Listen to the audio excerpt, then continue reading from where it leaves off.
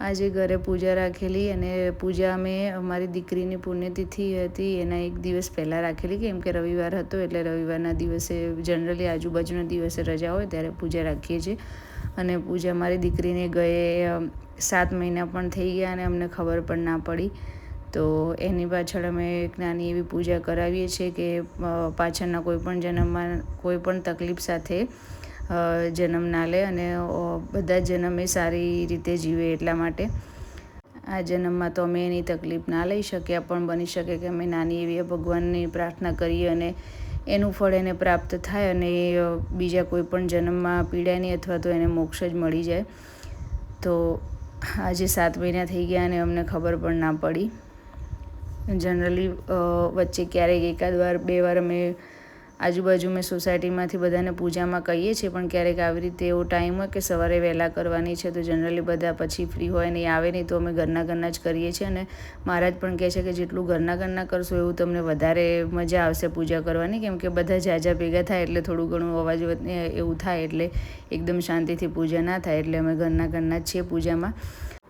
મહારાજ પણ બહુ સરસ રીતે એટલું સમજાવે કે આપણને સાંભળવાની બહુ મજા આવે અને ટાઈમ ક્યાં પૂરો થઈ જાય આપણને ખબર પણ ના પડે. અને લોંગ ટાઈમ સુધી પૂજા થઈ ના શકે એટલે લિમિટેડ ટાઈમ જ રાખે છે, 2 કલાક મહારાજ. અને 2 કલાકમાં આપણે જેટલી મેક્સિમમ પારાયણ થાય એટલું કરે અને પછી લાસ્ટમાં ભગવાનની આરતી સાથે પૂજાનો વિરામ થાય.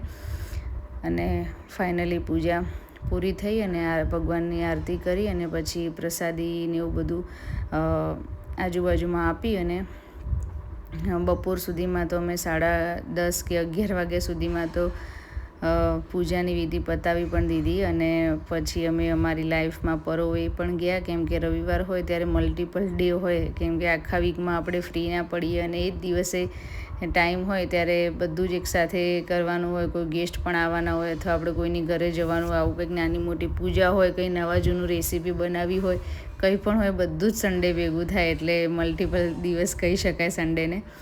તો રસોઈ પણ ચાલુ કરી દીધી પૂજા પતી પછી. અને ધ્રુવમને મારા બહેનનો ભાણિયો બંને જો રમે છે, એ આજે અમારી ઘરે આવ્યો છે તો બંને જણા ગેમ રમે છે અને એક બાજુ હું રસોઈ બનાવું છું. તો રસોઈમાં તો ફિક્સ મેનુ છે આપણું ગુજરાતીઓનું રવિવારનું દાળ ઢોકળી. જો કે અમને પણ દાળ ઢોકળી એટલી ભાવે છે એટલે વચ્ચેના દિવસે બધાનો ખાવાનો ટાઈમ સેમ ના હોય એટલે સેટ ના થાય. અને સન્ડેના દિવસે બધા ઘરે હોય એટલે ફ્રી હોઈએ ત્યારે દાળ ઢોકળી બનાવીએ તો ગરમ ગરમ ખાઈ શકીએ, એટલે દાળ ઢોકળી બનાવી છે. અને એ બનાવીને પાછી હું થોડીક વાર માટે છોકરાઓ જોડે ટીવીમાં કાર્ટૂન પણ જોઈ આવી. આજના અમારા નાના મહેમાન દેવાંશભાઈ મજામાં? શું કરો છો બોલો? ટીવી જોવો? અરે વાહ. બાજુમાં જો આ ધ્રુવમ અને આ ધ્રુવમની મમ્મી.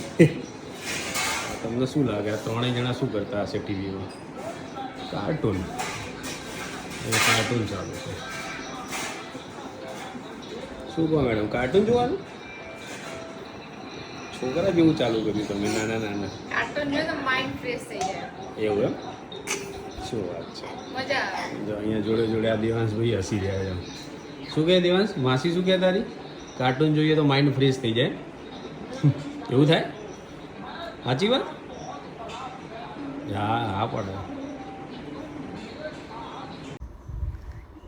પછી બંને જણા મસ્તી કરતા હતા કુલદીપ જોડે અને અમે જમી કરીને થોડી વાર માટે રેસ્ટ કર્યો. છોકરાઓ તો રમતા જ હતા. અને પછી સાંજે પાછા મારા એક ફ્રેન્ડ્સ, કુલદીપના ફ્રેન્ડ છે, ફેમિલી સાથે આવ્યા હતા. તો ગેસ્ટ આવ્યા હતા એટલે અમે સાંજે વહેલા બહાર ક્યાંય ના ગયા, કેમ કે હું કહું છું ને કે સન્ડે એટલે મલ્ટિપલ ડે છે. આ કોઈના ઘરે આવું જવું બધું એકસાથે જ દિવસે કરવાનું હોય. એટલો ફાસ્ટ સન્ડે પણ હવે એવું લાગે કે બહુ ફાસ્ટ થઈ ગયો છે, જોરદાર ફાસ્ટ. એમ વીકના બધા દિવસો તો કેટલા ફાસ્ટ જાય જ છે અને સન્ડે પણ એટલો ફાસ્ટ જતો રહે, કેમ કે દિવસમાં બધું અલગ આપણે એક્ટિવિટી કરીએ એટલે.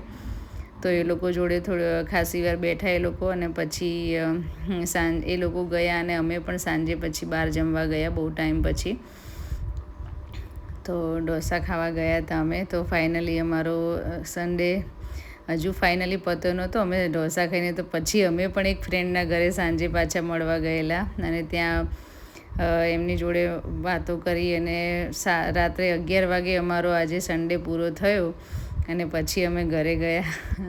ફાઇનલી આજનો મલ્ટિપલ ડે પૂરો થયો. તો મિત્રો, તમને મારો વિડીયો પસંદ આવ્યો હોય તો મારી ચેનલને સબસ્ક્રાઈબ કરી દેજો અને લાઇક અને શેર કરવાનું ભૂલતા નહીં. બાય.